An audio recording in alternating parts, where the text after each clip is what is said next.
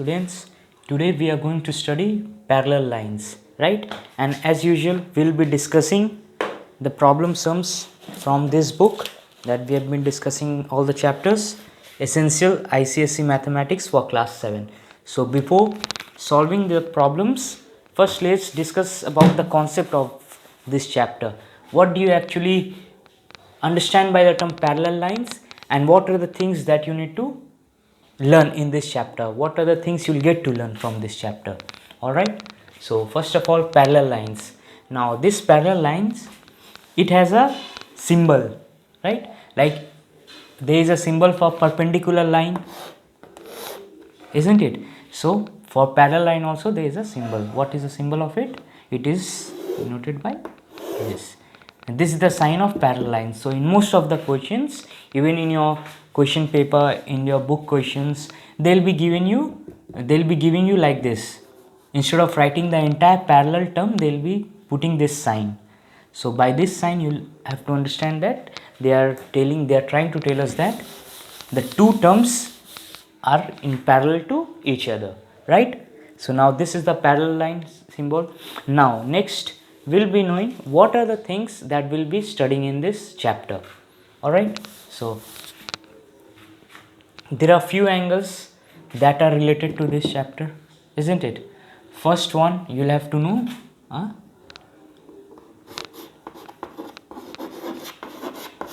linear pair. Now what do you understand by linear pair? I'll explain you with the help of the example, right? Suppose there is a line, all right, it's an angle and it is equivalent to 180 degree, all right, and there is a line that is intersecting another line at this point. Now there is definitely an angle created, this line with this line, all right. So one angle is here and another angle is here, all right.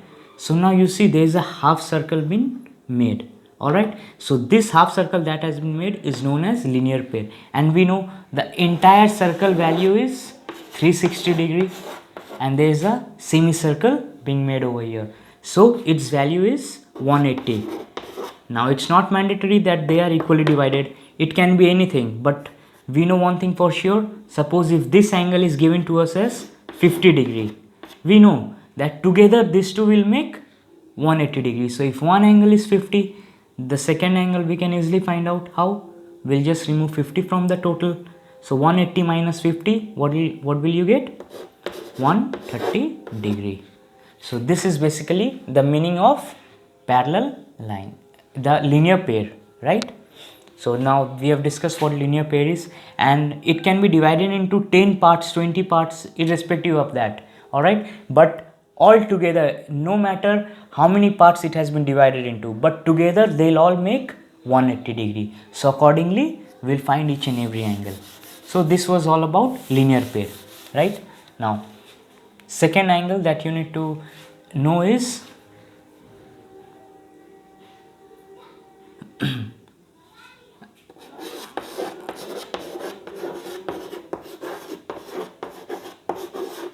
corresponding. And you know how angle is represented. You don't need to write angle every time. You won't find angle written every time. Instead of that, they'll give you this sign. So by this sign, you'll know they are wanting to denote angle. They are wanting to tell it is an angle, right? So corresponding angle. Okay, angle equals to this. Like we saw the sign of parallel, we saw the sign of perpendicular. Now this is what you'll have to use for angle. So corresponding angle. Now next, what will here apart from this, what we'll have to learn, I will explain you one by one each and everything. First note down all these angles that you will be required in this chapter. Alternate angle, right? Now one is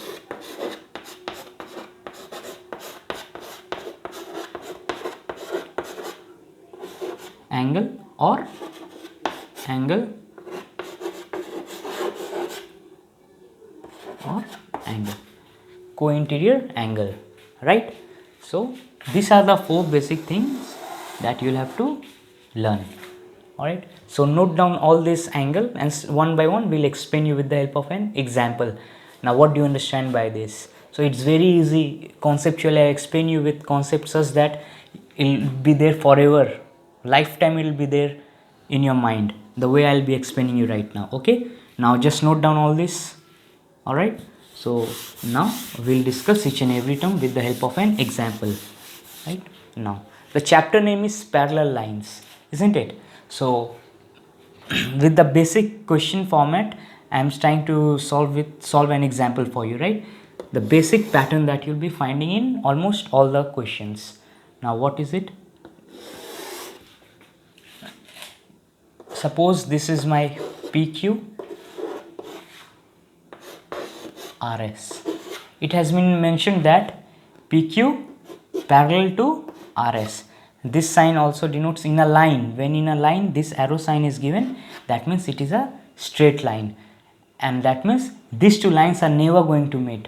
Even at infinity they are never going to meet. Alright, it goes on. This is a sign of a straight line, and parallel lines are full straight to each other. They make an angle of 90 degree. That means they'll never meet each other. They follow 180 degree 180 degree. Alright, so they will never ever come in contact. If they come in contact, that means those two lines are not parallel lines.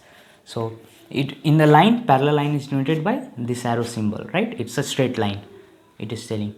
Now yes, one line that is there which cuts this parallel line.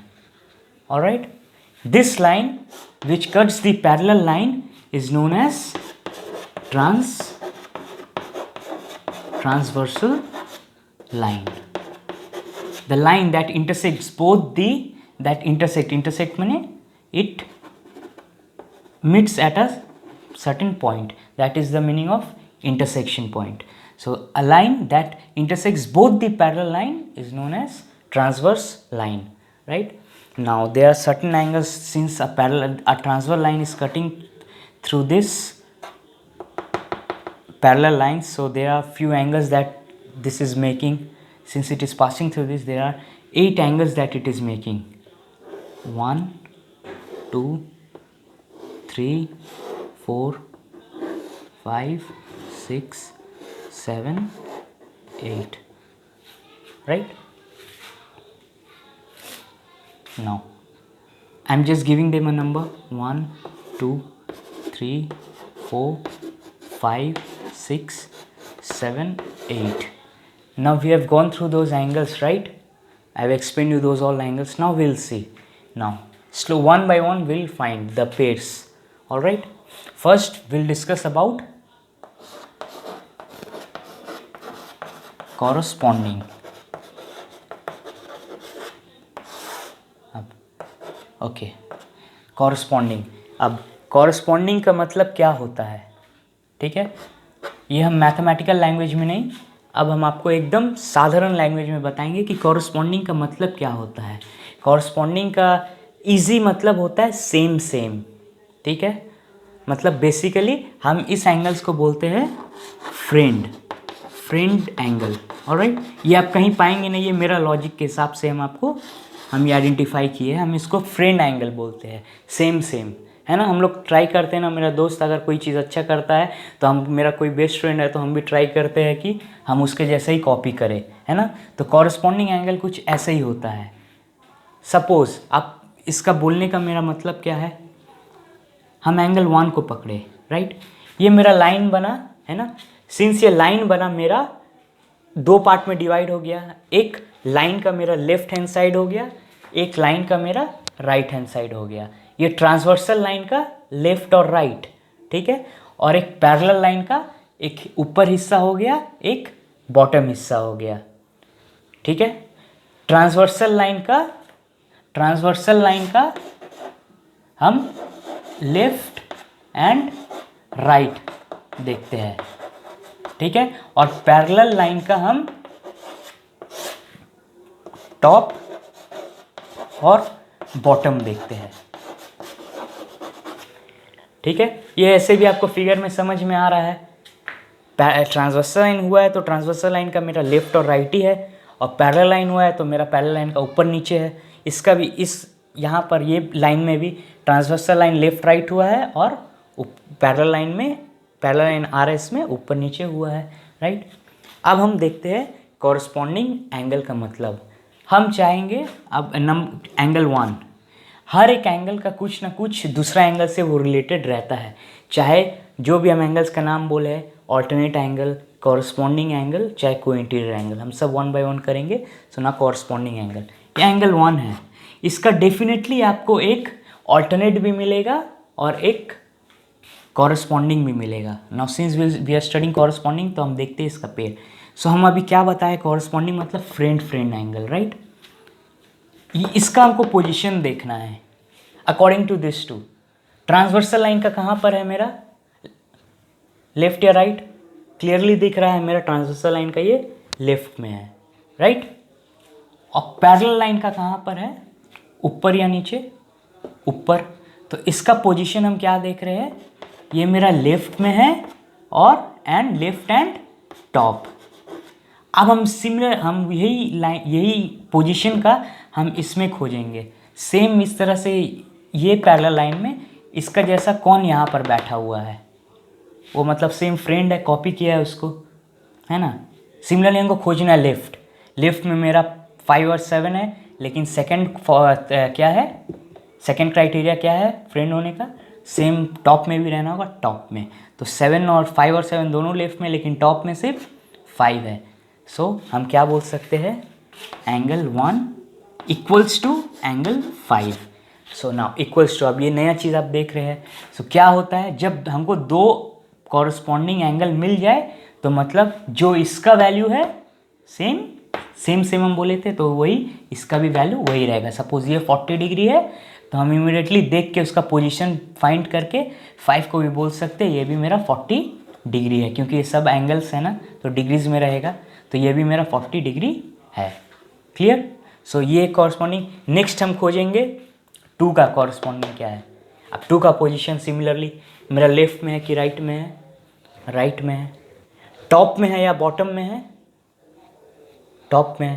तो इसका position क्या है, right and top, है ना, R for right and top, right and top. तो similarly ये दूसरा parallel line में हम खोजेंगे कि राइट एंड टॉप में क्या है। राइट में मेरा 6 8 है, टॉप में क्या है 6, इजंट इट। तो दूसरा पेयर हमको क्या मिला, एंगल 2 इक्वल्स टू एंगल 6, ये दूसरा पेयर मिला, है ना। फिर एंगल 3 का हम आते हैं।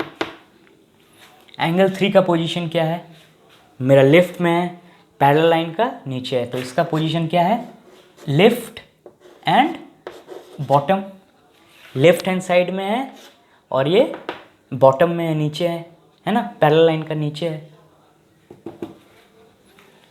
अब सेम इसका, क्योंकि कॉरस्पॉन्डिंग फ्रेंड एंगल है, तो इसका पोजीशन में कौन बैठा है, ये लाइन में लेफ्ट 5 और 7 है, बॉटम 7 है। सो इसका पार्टनर कौन होगा, एंगल 3 का पार्टनर एंगल 7, और ये दोनों इक्वल भी रहेंगे वैल्यूज़ में। सो सिमिलरली 4 का हम देखते हैं। 4 का क्या है, राइट में है, बॉटम में क्या है, राइट का क्या है, लेफ्ट आपका 4 राइट में है और बॉटम में है। इसका पोजीशन क्या है, right hand side and bottom. Similarly बचा क्या 8, क्योंकि बाकी का पेयरिंग हो चुका है बाकी सारा एंगल्स का। इसका भी लॉजिक से ही होगा, ये बचा है इसलिए बोल के नहीं, इसका लॉजिक से मैच करेंगे। राइट कौन सा है 6 और 8, और बॉटम 8, तो इसका पार्टनर 4 का पार्टनर 8 है। और जैसे पार्टनर मिला तो हम बोल सकते हैं ये दोनों वैल्यू में इक्वल होता है। सो कॉरस्पॉन्डिंग एंगल, देखिए फ्रेंड एंगल बोले थे, याद करने में आसान रहेगा, क्योंकि क्या बोलेगा, तुम जहाँ जिस पोजीशन में है दूसरा साइड में हम उस पोजीशन में रहेंगे, तो वही होता है ना। इसीलिए फ्रेंड एंगल, फ्रेंड मतलब सेम दोनों का बनता है, तुम जिस पोजीशन में जहाँ है हम भी उस पोजीशन में वहाँ रहेंगे, सिंपल। ये हो गया आपका corresponding angle. Ready. Alternate angle, again ऐसे ही फिगर रहेगा, ठीक है। अभी हम लोग कॉरस्पॉन्डिंग किए थे, उसमें फ्रेंड बोले थे, तो ऑल्टरनेट, ये इंग्लिश में भी क्या होता है, इंग्लिश में भी इसका मतलब क्या है, ऑल्टर, उल्टा करना। ये वर्ड आप सुने होंगे दर्जी लोग के पास बहुत, ऑल्टर करने सुने होंगे बहुत बार, ऑल्टर करने दे दो, क्या करता है वो लोग, उल्टा करके उसको बनाता है ना। तो इसका मतलब भी क्या होता है, उल्टा, मतलब एनिमी, ऑपोजिट, है ना। ये समझाने के लिए एनिमी है। जैसे कॉरस्पॉन्डिंग क्या था, सेम सेम, ऑल्टरनेट मतलब ऑपोजिट ऑपोजिट, है ना, एनिमी रहेगा। तो नाम से हम इसलिए समझा रहे ताकि आपको याद रहेगा कौन सा कॉरस्पॉन्डिंग है, कौन सा ऑल्टरनेट है। अगेन पहला एंगल लेते हैं, एंगल 1। इसका भी कॉरस्पॉन्डिंग में भी अगर उसका पार्टनर मिल गया, दोनों इक्वल होता है, ऑल्टरनेट में भी उसका पार्टनर मिल गया, दोनों इक्वल रहेगा। सो अब सेम वे हमको इसका पोजीशन खोजना है। क्या है, पोजीशन तो नहीं बदलेगा एंगल का, लेफ्ट में है एंड टॉप में है, लेफ्ट में है, ट्रांसवर्सल लाइन का लेफ्ट में है, पैरेलल लाइन का टॉप में है, ये एंगल 1 है। अब हमको इसका पार्टनर खोजना होगा। कैसा पार्टनर, जो इसका ठीक एनिमी है, तब ना इसका ऑपोजिट में रहेगा, है ना। इसका ऑपोजिट में मतलब हमको देखना है कि इसका ऑपोजिट में कौन है। तो इसका ऑपोजिट क्या होता है, लेफ्ट एंड टॉप का ऑपोजिट आपको क्या होगा, राइट, टॉप का ऑपोजिट आपको क्या मिलेगा, बॉटम। तो हमको इस लाइन में खोजना है कि मेरा राइट और बॉटम में कौन सा एंगल है। राइट में मेरा 6 8 है, बॉटम में कौन सा है, 8। तो 1 का दुश्मन कौन है, 8, लेकिन क्योंकि दोनों इक्वल रहेगा, तो ये लोग को हम क्या बोलेंगे, एंगल 1 और एंगल 8 ऑल्टरनेट एंगल है एक दूसरे का, दोनों एक दूसरे का उल्टा रहता है ना। नेक्स्ट एंगल 2, इसका पोजीशन भी जो है चेंज नहीं रहेगा। इसका पोजीशन क्या है आपका, मेरा ट्रांसवर्सल का राइट में है और पैरेलल लाइन का टॉप में है। ठीक इसका ऑपोजिट हमको चाहिए, तो राइट का ऑपोजिट लेफ्ट और टॉप का ऑपोजिट बॉटम, है ना। तो लेफ्ट और बॉटम में यहाँ पर कौन सा एंगल है, 2 का लेफ्ट और बॉटम में कौन सा है, लेफ्ट, मतलब ट्रांसवर्सल का लेफ्ट 5 और 7 में है, लेकिन बॉटम में चाहिए, तो बॉटम में क्या है, 7 है। सो मेरा इसका ऑल्टरनेट क्या होगा, एंगल 7। नेक्स्ट एंगल 3, है ना। एंगल 3 का पोजीशन क्या है मेरा, एंगल 3 मेरा क्या है, लेफ्ट में है और किस में है, लेफ्ट में है और बॉटम में है। सो ठीक इसका ऑपोजिट, ये मेरा लेफ्ट एंड बॉटम में है। ठीक इसका ऑपोजिट हमको चाहिए, लेफ्ट का ऑपोजिट राइट, बॉटम का ऑपोजिट टॉप, है ना। तो इस एंगल में, ये पोजीशन में इसका उल्टा में कौन बैठा हुआ है, राइट में मेरा 6 8 है, लेकिन बॉटम में मेरा 8 है, क्योंकि 6 तो टॉप में है, बॉटम में 8 है। ये टॉप में था। अच्छा, ये मेरा थर्ड एंगल कर रहा है, इज़न्ट इट, ये मेरा बॉटम में है, तो लेफ्ट में मेरा क्या है, 3, बॉटम में ये है, लेफ्ट एंड बॉटम में। तो इसका ठीक ऑपोजिट वाला चाहिए हमको, राइट एंड टॉप। राइट में मेरा 6 एंड 8 है और टॉप में क्या है, 6 है, क्योंकि 8 तो मेरा बॉटम में है, इसका ऑपोजिट राइट एंड टॉप होता है, 6 होगा। सो एंगल 3 का ऑपोजिट क्या होगा, एंगल 6, ठीक है। तो सिमिलरली अब हम लास्ट पेयर भी निकाल लेंगे एंगल 4 का। एंगल 4 का पोजीशन क्या है आपका, मेरा राइट में है, पैरेलल का नीचे है, राइट इसका पोजीशन माइंड में, आप ये प्रैक्टिस आपको हो जाएगा तो आप माइंड में देख के कर लेंगे। राइट में है एंड बॉटम में है। ठीक इसका ऑपोजिट, राइट का ऑपोजिट क्या होता है, लेफ्ट, बॉटम का ऑपोजिट टॉप। ये लिखना नहीं है, आप माइंड में थोड़ा प्रैक्टिस के बाद आप माइंड में करने स्टार्ट कर देंगे।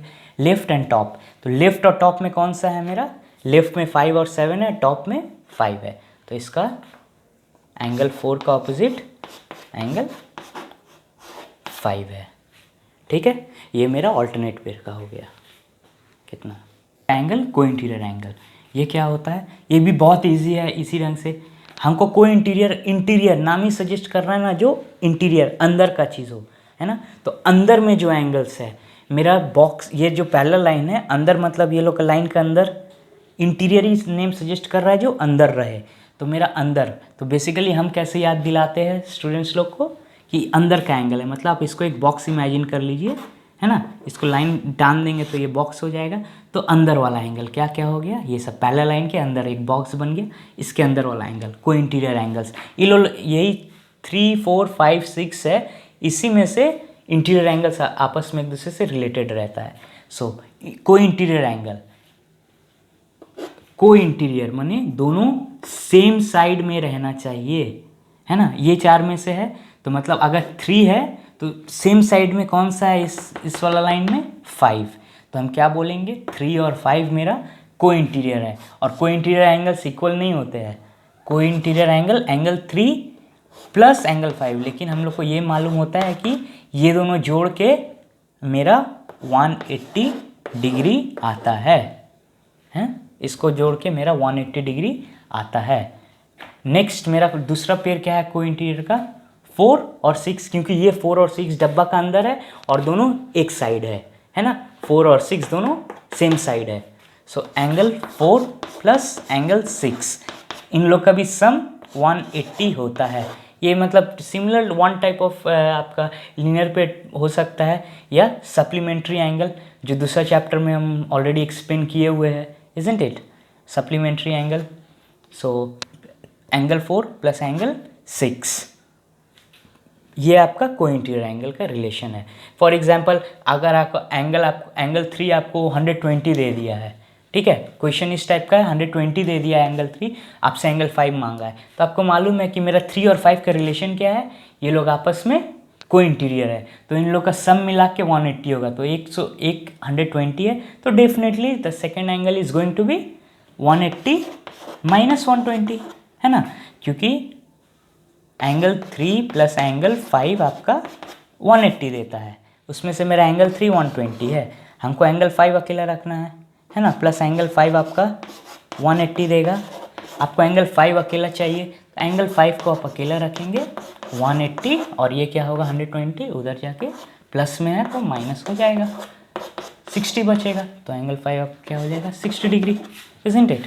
सिंपल कैलकुलेशन से ये माइंड में भी देख सकते हैं। टोटल 180 है, वहाँ एक तो 120 ले लिया है, तो दूसरा को कितना मिलेगा 60 डिग्री, बस ये हो गया आपका को इंटीरियर एंगल। सो स्टूडेंट्स, तो ये जितना भी कॉन्सेप्ट था ये चैप्टर का हम सब डिस्कस कर लिए। आपका linear pair, corresponding angle, alternate angle and also को इंटीरियर एंगल, राइट। सो एक बार ये बुक ये क्वेश्चंस करने से पहले ये कॉन्सेप्ट आप वापस अपना नोट्स में अच्छे से लिख लीजिएगा। अगेन आपको जिस तरह से याद रहेगा, जैसे हम जब प्रैक्टिस किए थे हम इस तरह से हम याद रखे थे, इसलिए मेरे को लाइफ टाइम याद रह गया था। इसीलिए आपको भी अगर लगता है कि ये तरीका इफेक्टिव लग रहा है आपको याद रखने का, सो इसको भी लिख लीजिएगा। इससे क्या होगा कि कभी भी कोई तरह का कन्फ्यूजन नहीं होगा आपको। एंड जब हम रियल सम्स भी करने जाएंगे देखेंगे एज इट इज़ जैसा हम समझा है डिट्टो वही लॉजिक लग रहा है, उससे आपका 100% सक्सेस आपको मिल रहा है। उसका सारा ईच एंड एवरी सॉल्यूशंस का सेम यही लॉजिक से सब बन जाएगा आपका। ऑलराइट, सो नेक्स्ट पार्ट में हम आपका बुक का कुछ सम्स सॉल्व करेंगे।